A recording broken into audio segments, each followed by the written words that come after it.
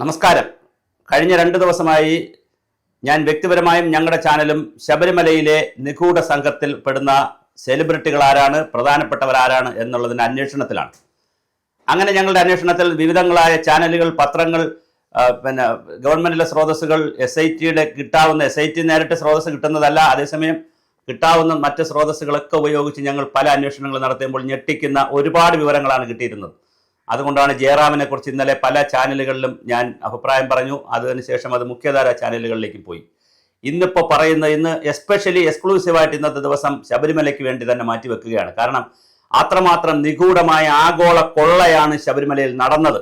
ആഗോള സംഗമം എന്ന് പറയും പോലെ ആഗോള കൊള്ള സംഘമാണ് ശബരിമലയിൽ നിറഞ്ഞാടിയത്. ഇന്ന് പറയുന്ന മറ്റൊരു പേര് രാജീവ് കണ്ഠരരു എന്ന് പറയുന്ന തന്ത്രിയുടെ മുഖ്യ ചുമതലയിലുള്ള തന്ത്രിയുടെ പങ്കെന്ത് എന്ന് അന്വേഷിക്കണമെന്ന് SITയുടെ നേതൃത്വത്തിലുള്ള ടീം തീരുമാനിച്ചിട്ടുണ്ട്. തന്ത്രിയുടെ മൊഴി എടുക്കാൻ തീരുമാനിച്ചിട്ടുണ്ട്. 2-3 പ്രശ്നങ്ങൾ തന്ത്രിയുമായി ബന്ധപ്പെടുത്തി ഉണ്ട്.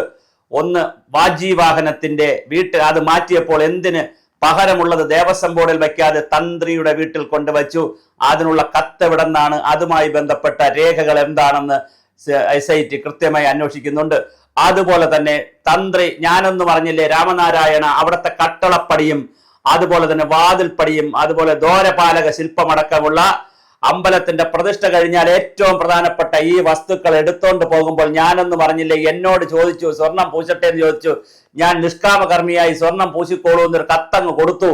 അതല്ലാതെ എനിക്കൊന്നുമില്ലേ എന്ന് പറയുന്ന രാജീവ് കണ്ഠരരുവിന്റെ വാക്കുകളെ 100% വിശ്വാസത്തിൽ എടുത്തിട്ടില്ല SIT എന്നാണ് അറിയുന്നത്. അങ്ങനെ അതുകൊണ്ട് തന്നെ മൊഴിയെടുക്കുമ്പോൾ ഈ മൊഴിയെടുക്കലും അറസ്റ്റുമായിട്ടുള്ളൊരു വ്യത്യാസം നിങ്ങൾ അറിഞ്ഞിരിക്കുക. ഒരാളെ സംബന്ധിച്ചിടത്തോളം മൊഴിയെടുക്കാൻ നമ്മളിപ്പോൾ ഒരു കേസ് കൊടുത്തു കഴിഞ്ഞാൽ, മറ്റൊരാളിനെ കേസ് കൊടുത്തു കഴിഞ്ഞാൽ കേസെടുക്കലല്ല, ഒരു പരാതി കിട്ടിക്കഴിഞ്ഞാൽ ആദ്യം ചെയ്യുന്നത് പരാതി കൊടുത്തവരെയും പരാതിയിൽപ്പെടുന്ന പ്രതിയെന്ന് ആരോപിക്കപ്പെടുന്നവരെയും വിളിച്ച് കേൾക്കും.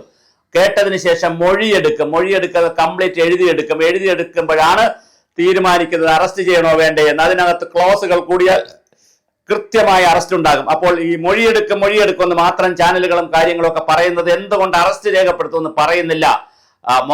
രാജീവ് കണ്ഠരരുവിന്റെയും മോഹനൻ കണ്ഠരരുവിന്റെയും, അതായത് താന്ത്രിക കുടുംബത്തിന്റെ താഴമൻ കുടുംബത്തിലെ പല ആളുകൾക്കെല്ലാം ഇതിനകത്ത് ഏതെങ്കിലും തരത്തിൽ ബന്ധമുണ്ടോ എന്നൊരു ആക്ഷേപം നമ്മൾ വയ്ക്കുന്നില്ല. പക്ഷെ ബന്ധമുണ്ടോ എന്നൊരു അന്വേഷണം SIT വളരെ കൃത്യമായി അന്വേഷിക്കുകയാണ്. അങ്ങനെ വരുമ്പോൾ തന്ത്രിയുടെ കാര്യവും അറസ്റ്റിലേക്ക് പോകുമോ, അതോ തന്ത്രി വെറും മാപ്പ് സാക്ഷിയാകുമോ, മൊഴി മാത്രമായിട്ട് നിൽക്കുമോ, അല്ലെങ്കിൽ ചോദ്യം ചെയ്യലിൽ തന്ത്രിയെ ചോദ്യം ചെയ്യുമ്പോൾ തന്ത്രിയുടെ കുടുംബാംഗങ്ങളെ ചോദ്യം ചെയ്യുമോ, തന്ത്രിയുടെ വീട്ടിൽ നിന്ന് റെയ്ഡ് നടക്കുമോ? കാരണം പത്മകുമാറിന്റെ വീട്ടിൽ റെയ്ഡ് നടന്നു. അപ്പൊ സ്വാഭാവികമായിട്ട് അവിടെ നിന്ന് ഒരുപാട് സ്വർണവും മറ്റ് രേഖകളും വിദേശ രേഖകളും ഒക്കെ കണ്ടെത്തിയിരിക്കുകയാണ്. ആ കണ്ടെത്തിയ സാഹചര്യത്തിൽ തന്ത്രിയുടെ വീട്ടിൽ ഇനി ഇതുണ്ടാകുമോ, നമ്മുടെ അന്വേഷണ സംഘം പോകുമോ, SIT ടീം പോകുമോ?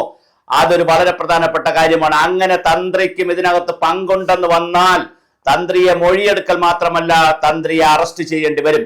അങ്ങനെ വന്നാൽ ഇത് ശബരിമലയുടെ വല്ലാത്തൊരു ശുദ്ധീകരണമായിരിക്കും അയ്യപ്പൻ ചെയ്യുന്നത്.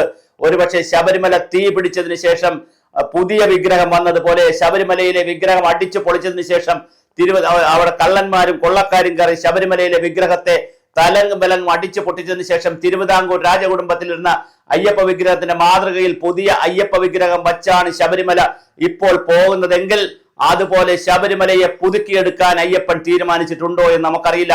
2 പ്രാവശ്യം പുതുക്കിയെടുത്തതാണ് ശബരിമല. 3ാമതൊരു പുതുക്കലിന് അയ്യപ്പൻ ഇറങ്ങി പുറപ്പെട്ടിട്ടുണ്ടോ? മണികണ്ഠനാണ്, വരപ്രസാദനായിട്ടുള്ള മണികണ്ഠനാണ്. മണികണ്ഠന്റെ ചരിത്രം മിത്തായാലും ചരിത്രമായാലും അതൊരു വല്ലാത്ത കഥയാണ്. കാട്ടിൽ പോയി പുലിപ്പാല് കൊണ്ടുവന്ന കഥയാണ്. അത് ചെറിയൊരു കഥയല്ല. മനുഷ്യൻ വിശ്വസിക്കാൻ കഴിയാത്ത അവിശ്വസനീയമായ വലിയൊരു മിത്തിന്റെയൊക്കെ അപ്പുറം നിൽക്കുന്ന വലിയൊരു കഥയാണ്. കാട്ടിൽ പോയി പുലിപ്പാല് പുലിയെ കൊണ്ടുവരും, ആ പുലിയെ പറന്ന് പാലെടുക്കുക എന്നൊക്കെ പറഞ്ഞാൽ അതൊക്കെ ഒരു വല്ലാത്ത, നമുക്ക് പറയുമ്പോൾ തന്നെ ഒരു പേടി ഉണ്ടാവുന്ന കാര്യമാണ്.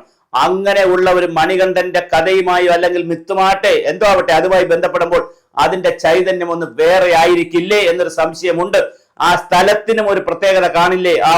അല്ലെങ്കിൽ കാനനത്തിൽ ഇത്രയും 56 ഏക്കർ സ്ഥലത്ത് ആ പാറയുടെ മുകളിൽ എന്താണ് പ്രകൃതിയുടെ ഊർജം ഇരിക്കുന്നത്, എനർജി ഉള്ളത് എന്നതും വളരെ പ്രധാനമാണ്. അങ്ങനെ പ്രകൃതിയുടെ ഊർജവും എനർജിയും ഒക്കെ ആ ഒരു പർട്ടിക്കുലർ പോയിന്റിൽ ഉണ്ടെങ്കിൽ ആ പോയിന്റിൽ തീർച്ചയായിട്ടും അവിടെയാണ് ശബരിമല കാനനവാസൻ അയ്യപ്പൻ ഇരിക്കുന്നതെങ്കിൽ തീർച്ചയായിട്ടും തന്ത്രിയും തന്ത്രിയുടെ കുടുംബവും പെടും എന്നുള്ള കാര്യത്തിൽ യാതൊരു തർക്കവുമില്ല എന്നുള്ളതാണ്. കാരണം ഇത് അങ്ങനെ ഒരു നിഷ്കാമ കർമ്മം പോലെ അങ്ങനെ അടിച്ചു പോകുന്ന ഒരു കേസല്ല. ബാജി വാഹനം എന്തിനാണ് തന്ത്രിയുടെ വീട്ടിൽ കൊണ്ടുവച്ചതെന്നുള്ളതിന് ഇപ്പോഴും തന്ത്രി ഉത്തരം പറയുന്നില്ല. മൗനമായിട്ടാണ് നിൽക്കുന്നത്. ഈ മൗനം എന്ന് പറയുന്നത് വലിയൊരു പൊട്ടിത്തെറിയിലെ സ്ഫോടനത്തിന്റെ തുടക്കമാകാം. ഉണ്ണികൃഷ്ണൻ പോറ്റിക്ക് മോഷ്ടിക്കാമെങ്കിൽ ഉണ്ണിക്കും കൃഷ്ണൻ പോറ്റിക്ക് ഇതിന്റെ മുഖ്യ കാർമ്മികത്വത്തിൽ നിൽക്കാമെങ്കിൽ ബാക്കിയുള്ള പോറ്റിമാരും അന്നുണ്ടായിരുന്ന മേൽശാന്തിമാരും കീഴ്ശാന്തിമാരും എല്ലാവരെയും സംശയമുനയിലേക്ക് കൊണ്ടുപോയാൽ നമുക്ക് ആരെങ്കിലും കുറ്റം പറയാൻ കഴിയുമോ? ക്ഷേത്രത്തിൽ എന്തെല്ലാം വിശ്വസിച്ചുകൊണ്ടാണ് ആളുകൾ പൊട്ട് മുതൽ സ്വർണം വരെയുള്ള 4 കിലോ 40 കിലോ സ്വർണം, അതായത് ഒരു മഞ്ചാടി പൊട്ട് മുതൽ 40 കിലോ വരെയുള്ള സ്വർണം ഭഗവാനും ദേവിക്കും ദേവനും ഒക്കെ കൊടുക്കുന്നത് തന്റെ ആഗ്രഹങ്ങൾ സാധിച്ചു തരുന്നതിനുള്ള സമർപ്പണമാണ്. അതിൽ തൊടാൻ പാടില്ല. ഒരു പ്രാവശ്യം പോറ്റി കൈകൊണ്ടെടുക്കുന്നു എന്നുള്ളത് കഴിച്ചാൽ അത് തൊടാൻ പാടില്ല. പിന്നെ അത് കൊടുക്കേണ്ട സ്ഥലങ്ങളിൽ കൊടുത്ത് സൂക്ഷിക്കുകയാണ് വേണ്ടത്. അങ്ങനെയാണെങ്കിൽ നമുക്ക് വിശ്വസിച്ചുകൊണ്ട് ഏത് ക്ഷേത്രത്തിലാണ് ഇത് കൊടുക്കാൻ കഴിയുക എന്നുള്ളത് വളരെ ഗൗരവമായൊരു വിഷയമാണ്. ക്ഷേത്രങ്ങളിൽ മറ്റൊരു വൈക്കത്തപ്പനെ സ്വർണം പൂശാനുള്ള 100 പവന്റെ സ്വർണം പൂശാൻ അടിച്ചു മാറ്റാൻ ഇതേ കാലയളവിൽ നടന്ന മറ്റൊരു ബാംഗ്ലൂർ കഥ നമുക്ക് പറയാം. അത് അടുത്ത വീഡിയോയിൽ പറയാം. ഇതൊരു പരമ്പര തന്നെയുണ്ട്. എന്തായാലും താഴമൻ തന്ത്രി കുടുംബത്തിന്റെ ശബരിമലയിലോട്ടുള്ള തന്ത്രി കുടുംബത്തിന് പണ്ട് കാലത്ത് ശബരിമലയുമായി ബന്ധമുണ്ടായിരുന്നോ എന്നുള്ളൊരു ചോദ്യമുണ്ട്. എപ്പോഴാണ് തന്ത്രി കുടുംബം ശബരിമലയിൽ ബന്ധപ്പെട്ടത്? തന്ത്രി കുടുംബത്തിന്റെ അവകാശം എന്താണ്? അവിടെ പറയുന്ന താന്ത്രികമായിട്ടുള്ള കാര്യങ്ങൾ സാധാരണ അമ്പലങ്ങളിൽ വിളിക്കുന്ന, പ്രശ്നം വയ്ക്കാൻ വിളിക്കുന്ന, അല്ലെങ്കിൽ ദേവഹിതം അറിയാൻ വിളിക്കുന്ന പോലുള്ള ഒരു ദേവഹിതം അറിയാൻ വിളിക്കുന്ന ഒരു കുടുംബമാണോ? അതിനപ്പുറമുള്ള നിയമപരമായി തന്ത്രി കുടുംബത്തിന് എന്തെങ്കിലും ഉണ്ടോ? തിരുവിതാംകൂർ ദേവസ്വം ബോർഡിലേക്ക് രാജാവിന്റെ കാലത്ത് ഈ ക്ഷേത്രങ്ങളെല്ലാം അമ്പലങ്ങളെല്ലാം രാജാവിന്റെ കാലത്ത് മൺട്രോ സാഹിബിന്റെ കൂടി തീരുമാനപ്രകാരമാണ് തിരുവിതാംകൂർ രാജാവ് ക്ഷേത്രങ്ങൾ ഏറ്റെടുക്കുന്നത്. കാരണം ഒരുപാട് അടിയും ബഹളവും ക്ഷേത്രങ്ങളൊക്കെ നാമാവശേഷമായി പോകുന്നത് കണ്ടുകൊണ്ടാണ് ക്ഷേത്രങ്ങൾ ഏറ്റെടുക്കണമെന്ന് മൺട്രോ സാഹിബ് കൊടുത്തൊരു ശുപാർശയുടെ ഫലമായിട്ടാണ് ക്ഷേത്രങ്ങളെ ഗവൺമെന്റ് ഏറ്റെടുക്കുന്നത്. അങ്ങനെ ഏറ്റെടുത്ത് തിരുവിതാംകൂർ ബോർഡ് ഉണ്ടാക്കുമ്പോൾ ചില കവനന്റും ഉണ്ടായിരുന്നു. തിരുവിതാംകൂർ ആ രാജകുടുംബം ഏറ്റെടുത്തതിനു ശേഷം അത് ഗവൺമെന്റിലേക്ക് കൊടുക്കുമ്പോൾ ചില കവനന്റ് ഉണ്ടായിരുന്നു. ആ കവനന്റ് എല്ലാം ലംഘിക്കപ്പെട്ടുവോ? അതിനകത്ത് തന്ത്രി കുടുംബത്തിന്റെ റോൾ എന്താണെന്നുള്ളത് ഉൾപ്പെടെ SIT പരിശോധിക്കുകയാണ്. അപ്പോൾ വളരെ ആഴത്തിലും പരപ്പിലും വിശാലവുമായിട്ടുള്ള കടലോളം വിശാലമായിട്ടുള്ള അന്വേഷണമാണ് നടക്കുന്നത്. അതുകൊണ്ടാണ് പറഞ്ഞത് ഈ അന്വേഷണം ഇവിടെ നിൽക്കില്ല. ഈ അന്വേഷണം ഞങ്ങൾ ഇവിടെ നിന്ന് ആവശ്യപ്പെട്ടാൽ, സുരേന്ദ്രനും പിന്നെ രാജീവ് ചന്ദ്രശേഖർ പറയുന്നത് കേരളത്തിൽ നിന്ന് ആവശ്യപ്പെട്ടാൽ ഞങ്ങൾ CBI കൊണ്ടുവരാം. ആരെങ്കിലും ആവശ്യപ്പെടുമോ? ദയവായി ആരെങ്കിലും കോടതിയിൽ പോയി, ഹൈക്കോടതിയിൽ ഇപ്പൊ അന്വേഷണം നടക്കുന്നതുകൊണ്ട് CBI വരില്ലായിരിക്കും. പക്ഷെ ഈ കേസ് വിടരുത്. ഈ കേസിന്റെ ഓരോ വശവും ചർച്ച ചെയ്യപ്പെടേണ്ടതുണ്ട്.